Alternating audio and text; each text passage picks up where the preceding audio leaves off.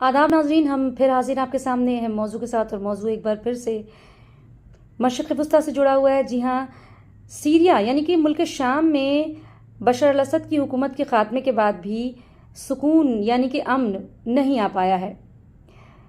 Jolani के कब्ज़े वाली Syria में अभी भी इजरायली फ़ौज की बर्बरियत जारी है। इजरायली फ़ौज ने खंतीरा के इलाके में गवर्नर हाउस को आग लगा दी थी और किसानों की फसल को भी बर्बाद किया था।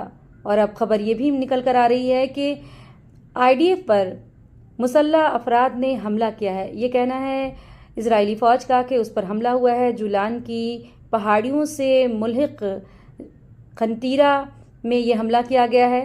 हालांकि आईडीएफ का ये भी कहना है कि आईडीएफ को कोई नुकसान नहीं पहुंचा है। क्या सीरिया यानी कि मुल्क शाम में बशर अल असद की हुकूमत के ख़ात्मे के बाद अमन आ पाएगा या एक मुस्तहकम हुकूमत हमें देखने को मिलेगी? आप इस बारे में क्या अपनी राय रखते हैं, हमें कमेंट सेक्शन में ज़रूर बताएं और देखते रहें हमारा चैनल न्यूज़ 18 उर्दू और दें इजाज़त। खुदा हाफिज़।